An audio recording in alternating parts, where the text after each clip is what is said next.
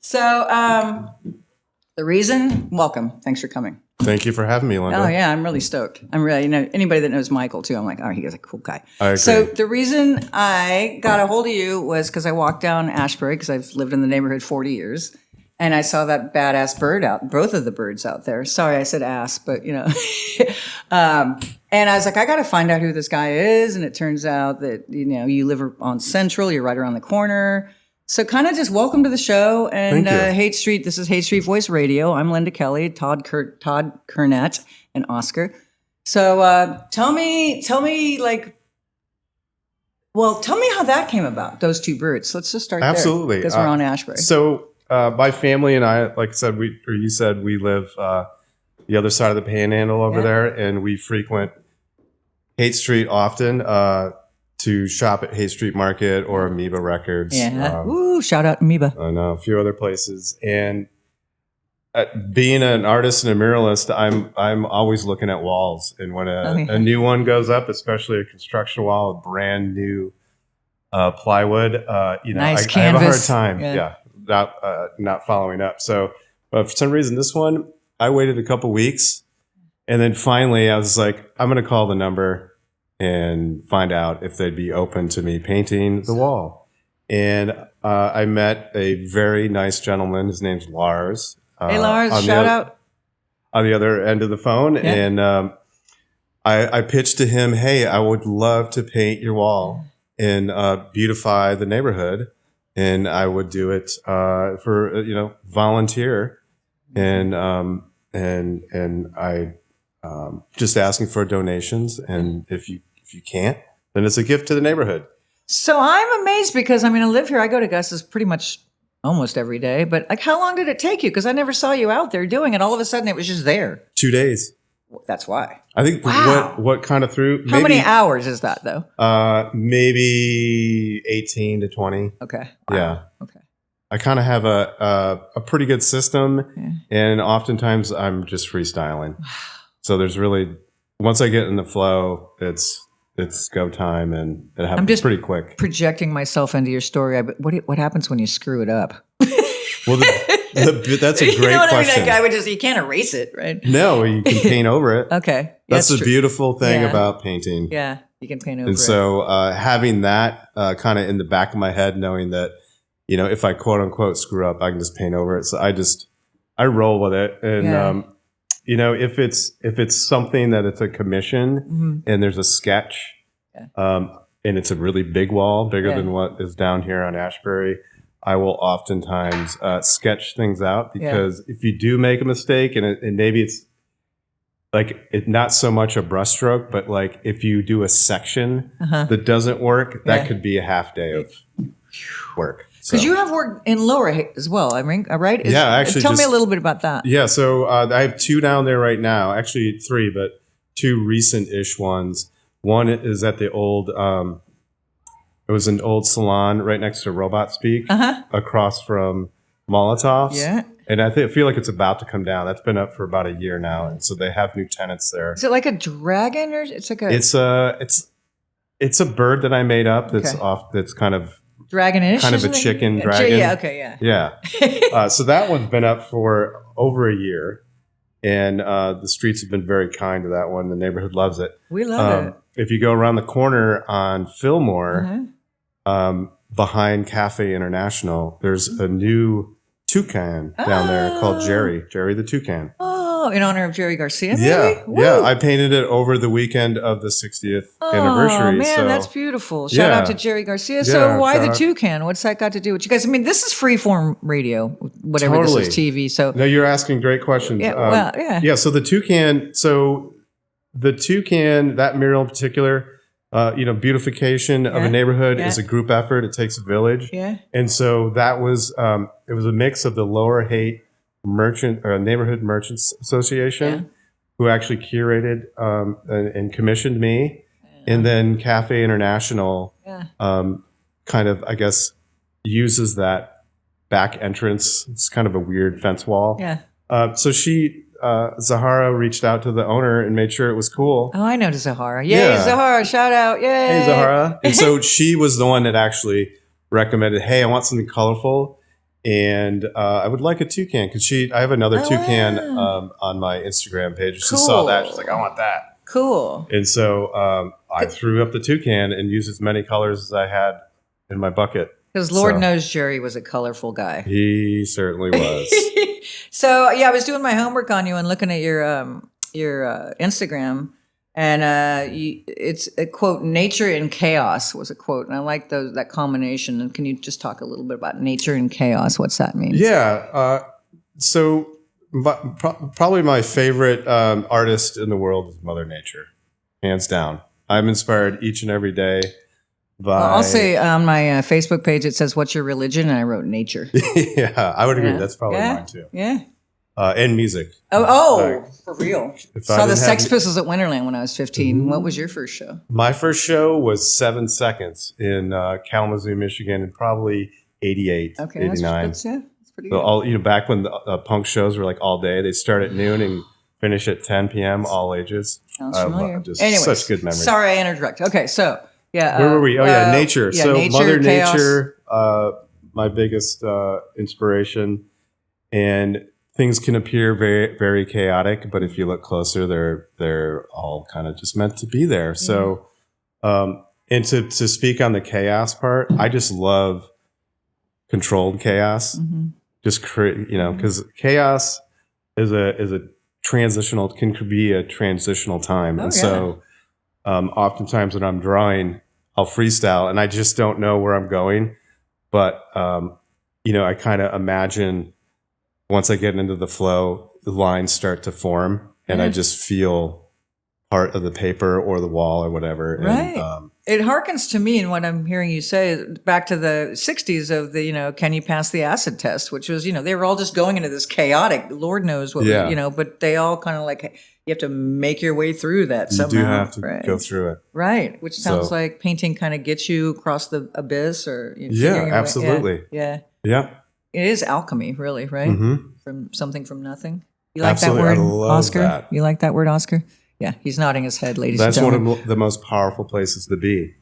It is. Sitting in a blank canvas and then creating something out of nothing. It is. I'm with you on that. I absolutely love it. I love that too. So, okay, you're originally from Michigan. Yes. And you were the 2017 Muni Art winner. That must have been fun to be painting the buses. That was super fun. Because I know they have the psychedelic buses going around. I was thinking they do have the psychedelic buses. Yeah, that's pretty fun. Thank you. I got to thank Lori. You got to thank Lori for that. Mm-hmm. Daniel Lori. Mm-hmm. Let's see. Oh, I love the piece you did with the maps with the animal on top of the maps. Oh yeah, that was part of the Muni. That bus. Was part of the Muni. Yeah, that was tied in. Oh, that was gorgeous. Thank you. That was a series I started back 12 years ago. So to kind of give a little insight into like the development of my kind of art process I'm at now is about 12 years ago, I decided to just throw the eraser and the straight edge and the French curve and all these tools to make a perfect line or a shape just to the side. And because I didn't want to be, inhibited anymore. Yeah. And so I just started freestyling. I caught up an old, AAA atlas, road atlas. I remember AAA. And little small pieces and just started finding shapes and characters in the map lines and started to pull them out. Wow. So I would do that, just ink to paper and then paint around them and mount them on a wood block and they're ready to hang. That's beautiful. And so, about 5 years go by and the Muni project comes along. And so that's what I was pitching. I was pitching, it was a neighborhood-centric concept. And so I'm like, what's more local than local wildlife, like over a map of the neighborhood that they live in? Hawks, I think you did for Golden Gate. Yeah, Golden Gate Park. I did the parrots over Telegraph Hill. Yeah. Coyote out in Glen Eagles. Oh, nice. Now this bird on these birds, I show there's two little guys down there. I've seen similar guys down on Octavia, I believe. Is it Octavia? Yeah, one down there. Good memory. Yeah, well, yeah, you know, I live here for a million years. You could drive and by I drive to enough. Octavia. I got to get on the freeway. It takes 8 million years to get on it. But anyway, I get to see the beautiful art. Yeah. So that guy, that particular style of bird, it kind of almost looks Alaskan to me. Does that resonate for you? Or Pacific Northwest? Yeah. I'm definitely influenced by that culture, visual culture. Yeah. I just love the shapes and the bold lines. And of course, it's very nature centric. And do they have names? Some of them do, some of them don't. Like, but we know Jerry the toucan has definitely got a name. It's so there's no rhyme or reason to why I name or sometimes don't. Okay. Like the punk rock plover, which is the one that's facing Haight Street over here. Okay. That's what I nicknamed it. Okay, punk rock clover. All right. Plover. Yeah. Like the bird plover. Oh, I don't know. Plover? Plover. They're tiny little birds that like to hang out on the shoreline. They're like sandpipers or whatever, kind of with the absolutely. Okay. All right, and they get all the the good stuff in the sand. They little exactly. Yeah. They're so much fun to watch. Yeah. And they just scoot along the shore. They don't really fly. Yeah. It's so funny. Totally. Can't really see that on the radio, but all right. So tell me about your relationship to the Haight-Ashbury. Like I know you said you and your wife and Oskar come over here to shop and stuff. But what is the history of the Haight, and also moving forward? What does the Haight mean to you? Well, the Haight Street, and my first experience with Haight Street. My first apartment actually was on Masonic and Waller. Oh my God! Yeah. Right, and that was in 2001, summer of 2001. Anyway, so good place to land, man. So good, and I met so many people. We had a big place, and I moved into a place that was 5 roommates, and kind of like a commune back in the old days. It was, and it was very unusual for me to just go look at an apartment and have 4 strangers that I was about to move in, and I didn't know them. I just knew that I needed a place to stay. And what brought you to San Francisco originally? Art and music, okay, for sure. And then now it's like food and nature can be added to that, and the people as well. And so my relationship to San Francisco immediately started on Haight Street. And I remember going to Haight Street Market when it was just a tiny little single, narrow, long grocery store. And shout out to Gus. We love you, Gus. Rest in peace. Rest in peace for sure. Yeah. And I would go in there and everyone, over time, Gus and his family, they would recognize me and they were just so welcoming. And I always liked it when he was out there smoking a cigarette. Totally. Yeah, that tough Greek, Anyway. And so, family. Places like another, rest in peace place would be Red Vic. Oh, yeah. Movie house. Oh, yeah. And we're still rolling, Oskar? We're good? Okay, thanks, man. Spent a lot of time seeing movies over there. And the popcorn with the yeast on it, remember that? So good. Yeah. Did you go to the Big Lebowski, the final? I was there. I don't think so. Yeah, but I went for many years. You may actually know my partner Tori already because she volunteered there every Friday night. Probably by face, maybe. Yeah, she was behind the popcorn. She's the woman behind the popcorn. Is that how you met her? No, no. We met in Michigan and then later out here. So okay, just checking my audio. All right, so I was going to say that obviously the Haight-Ashbury is very intertwined with music. Absolutely. So music and art is just like it's like a spirit in the air around here. Oh, totally. Which brings me to again in free form, but Haight Street Voice magazine and now Haight Street Voice Radio, and I'm working with the Merchants Association, and there's talk of people like yourself coming in and beautifying the buildings where it's changing out like a lot of the storefronts and stuff. Even the sidewalk, the 4 corners here, the Castro, how they have that the rainbow. Oh yeah. I mean, why wouldn't those sidewalk? I mean, those crosswalks. It would be such a. That's the corner. Yeah, this is ground zero. Our butts are in the corner. We are totally right. So so there's talk of that. So that was kind of like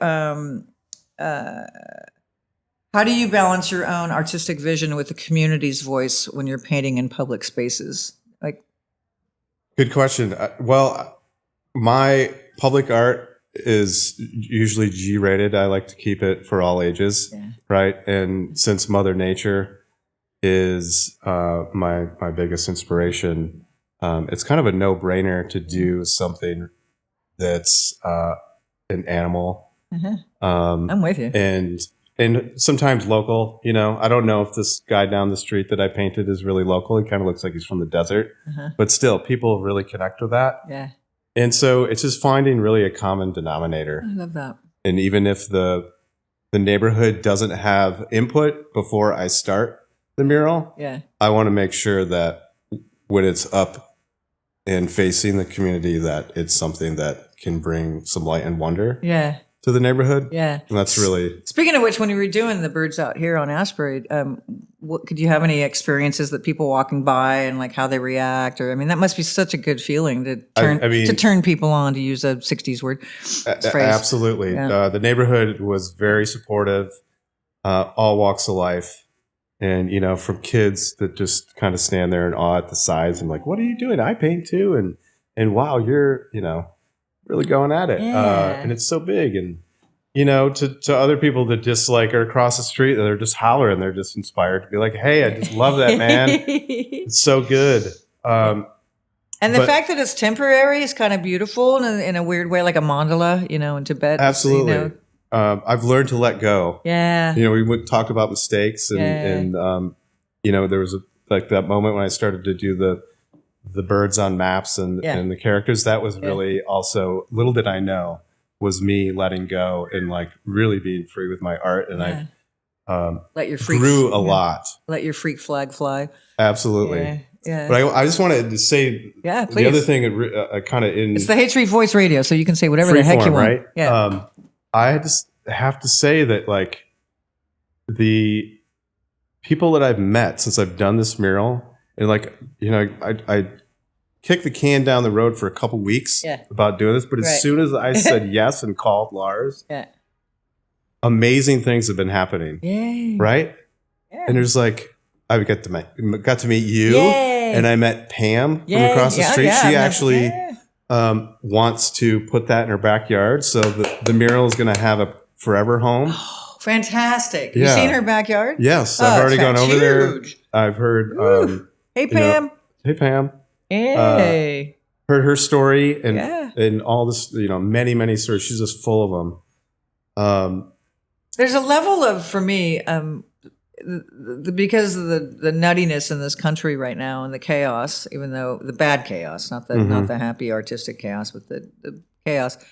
Community is so freaking important now. And I feel like, ironically, there is this like really kind of hopeful connection with people. It's like, oh, wow. You know, I'm feeling that more and more. Like, and connecting with people and talking to people. People are more forthcoming. People want to connect more than ever. Yeah. So I'm really glad you're here because, I mean, the only reason I'm talking to you is because you're painting. Yeah. Which is pretty fantastic. Yeah. Let's talk about music, though. You're a DJ. I know you do 540 Club 540 on Clement. Club, last Fridays of the month. Okay. Yeah, little listening what's session. Yeah. There we go. What's that about? So years ago, I started DJing like 05 or 06 and down at Madrone. Oh, I love Madrone. Shout out to Madrone. We love you, Libby. And met a whole bunch of other DJs. We were all kind of playing different nights, and we came together under a name called the Magnificent Seven. There were 7 of us. Right. And then some other monthlies kind of came out of that, and I just really enjoyed sharing music with people in a public setting. Yeah. And you have a huge record collection. A couple thousand. Woo! Yeah, Oscar's holding his, can't see him, but he's like, We're going to get Oskar on camera in a sec if he's open to it, and because I have a few questions for you too. You can maybe sit next to your dad, but in a little bit, okay? So so 540 Club, fast forward years, I hadn't really played out in probably 10 years. And 540 Club turned over ownership, and there's 3 energetic, inclusive supportive people that now own it. Awesome. And it is such a great place to go hang out. I haven't been there. How recently? Because I haven't been over there in like pandemic. 5 years. When? Oh, yeah. During Okay. like maybe 2 or 3 years ago. Cool. I got to check it out. And so I started submitting art to their calls for art. And I've had a couple of group shows there that benefit other organizations in the neighborhood. So it's like this continuation of community supporting community over there. And so I was like, I really think I want to start playing music out again. So I pitched it to him, to Lee J. Hello, Lee J at 540. And she said, yeah. So I have last Fridays of the month down there. And it's just... What time? It's 7 to 11 p.m. Okay. It's free. It's 21 and up. Right. They have great drinks. If you're into that, they have local beer. They have pinball machines in the back. Ooh, that's key. And I usually do like a theme, to keep me interested in instead of it just being free form. Right. So this month's theme is music from California. All right. So recorded, born, albums released, whatever. Do you play an instrument? I used to play guitar a long time ago, and the thing with the music, there's like a music art balance thing that I struggle with, and I just about 15 years ago just dove headfirst into art. So well, you're doing good job. Thank you. Excellent job. Okay, what advice would you give younger artists who want to bring their work into public spaces? Don't want to put you on the spot, but no, I think my struggle, and I still struggle with it today, as we mentioned with this wall, is that just make your move, push yourself through. If you want to do something, if you see a wall you want to paint, you got to make moves to get there. And so if that means like doing the research, find out who owns the building, ringing doorbells, sending emails to get that wall, get approval or whatever. I personally like the approval of the owner or the business that's there, because I can make a connection with rather than something like tagging or rather than just throwing. I mean, if there's a sometimes there's nothing like, against that, but that's a whole different road, right. But I just feel like there's a deeper positive connection when you ask for just ask for permission.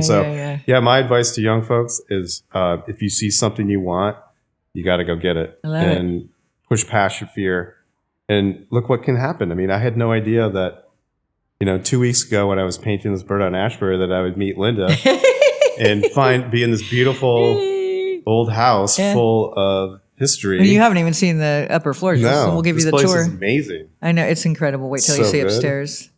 We'll get you guys up there. So speaking of kids, well, let's get Max on here, because Max, you want to come on, maybe just sit like on your dad's knee or something? Sorry, Oskar. I'm so sorry, Oskar. Did I say Max earlier too? No, I think I said Oskar earlier. Sorry, there is a Max, but he's not here anymore. Do you mind do you want to say hi? You want to sit on my knee? Let me make sure that, you'll be in there. Right. All right. So now that say hi to the everybody in TV land, Hate Street TV land, Hate Street Voice TV land. Well, I'll ask both of you, but because this is the Hate Ashbury and Hate Street Voice is hyper local with a global perspective, what would you like to say to the hate community, the people out the window and the whole neighborhood, your neighborhood, but communities everywhere, really? Yeah, I think the first thing that comes to mind is to just push past the fear that I think a lot of us are feeling these days. And don't be afraid to say hello to your neighbor and make eye contact, Hey, it's not that hard. And it's hard, I struggle with that too, because with the introduction of phones and the internet, it's really easy to kind of hide out and still feel like you're part of a community, but you're not getting the most out of the community by being outside in the fresh air and connecting with humans, like physically. That's really important. That's what we are meant to do. We're social animals. We're social animals all the way. Thank you. Yeah. For finishing my sentence. I love that. Well, yeah. I live on Page and Masonic, and I have an awesome brick stoop, and I sit out there, I have a kitty cat, a little tuxedo kitty cat named Amika. Nice. And she's kind of everybody. She doesn't try and run away. She sits out there with me. She'll climb little trees or bushes and everything. But it's amazing how she breaks the ice even more than a dog. Totally. But people, oh my God, a cat. And they're like, can I pet her? And they're like, they leave smiling and they're so grateful and amazing talking about nature and how it can really kind of neutralize people. Like that whole, people can talk to a dog more than they can talk to each other. But it is nice that nature can kind of bring us together. But anyway, Oskar, you want to say anything to everybody or what would you like to say? Tell me, how is it growing up in this neighborhood? Well, it's fun, and I guess it's an adventure every day. Adventure every day. I like that. Maybe just a little closer to the mic. Not too much more. You're good. And just adventure every day. I like that. Yeah. That's pretty much the way I feel. Remember when you were younger, we would just roll outside and just wander the city for hours. He was, either attached to me when he was younger, or in the carrier, or a little bit of the stroller, but mostly he started walking everywhere at a young age. Fun. And the park's right there, so you walk through the park all the time. Yeah. So cool. We've seen a lot of stuff. And what's it like to have a cool artist dad? Do you want to be? Do you like? I'm assuming you like painting, or you like looking at painting, or music, all that stuff. What's your groove? Do you like math? What? That's one of the ones I didn't like so much in school. I did well, but I had to work. Yeah. What do you like, Oskar? Yeah, what do you like, Oskar? It's your voice here. Well, I'm good at math. I don't really. Yeah, he's good at it, but he doesn't. You are good at math. Yeah. You like writing? Do you like sports? No. Well, yeah. What are you looking for? So in about a week and a half, what are you starting? 2 sports. Baseball and soccer. Yeah. Woo! And then what else do you like to do on the weekends with Dad on Sunday? Oh, disc golf. Disc golf, yeah. Oh, disc golf. See, he perked up on that one. Yeah. He's really good. What would you like? Well, that's in Golden Gate Park too. Yeah. And you see the red-tailed hawks and what is it? I guess all the birds are. Yeah, we love the park. Yeah. Ravens and herons. We actually just Squirrels. saw. Well, I did. Well, He didn't. I saw a barred owl last night. Oh. I was in Golden Gate Park. So cool. They're so cool. Yeah. And what would you like to say to the community that you grew up in? And you can say anything to everybody. Like maybe be nice to each other or something like that. Be grateful for what you have. Be grateful. I like that. Be grateful. I know I'm making you do both things, talking to the mic and look at the camera. Be grateful for what you have. I love that. That's awesome. Make the best out of everything. Make the best out of everything. Love both those sentiments. Those are beautiful, Max. I mean, I just called you Max, Oskar. I am so sorry. I'm going to have to edit. Max, you're going to laugh when you see this because you're editing this, but this is Oskar. You're Max. Okay. And I think that's kind of the closing because we don't make it more than 20 minutes, a half hour. Sure. So 29 minutes. Oh, look at that. What was it? 29 minutes, right Wow. on. What else would you like to say? Because again, this is like. I mean, I am just so excited for, my community lately, with the news being as it is, negative and stuff. A lot of times I just struggle to even just get out of the house or even do things I love, which is listen to music and to make art. So. Yeah. But those are the two things that get you through it. I know. And Isn't then they that also ironic? can help other people. So exactly. Thank goodness for art and music and people like you, Linda, that also are noticing your community. I love that you're doing this and making an effort to bring people together and not being scared to talk to strangers. Yeah. It's kind of like that's why I've been doing this since I was a kid because I'm like, well, I don't really know what I'm doing, so I'll just ask everybody else what they're doing. Yeah. it's been working. Ben Fong Torres was my teacher at SF State too. He was one of the founders of Rolling Stone, and it was just a natural thing. Like I got to interview Jello Biafra when I was there because they played SF State. So music for me too. I think that's why music and art. My dad was an artist, architect, and I think that's kind of the theme of this episode of HSV Voice Radio. It's like art and music. Big connector And connection, creativity. Yep. Yeah. All right. Shout out. I'm going to get a picture of you guys in this window too. All right. Sounds good. After I give you the tour, but get back on camera and say goodbye to all the cool folks there, Max. Yay. Peace out, y'all. Woo. And do you mind turning it off? Oscar's going to turn it off. Oh.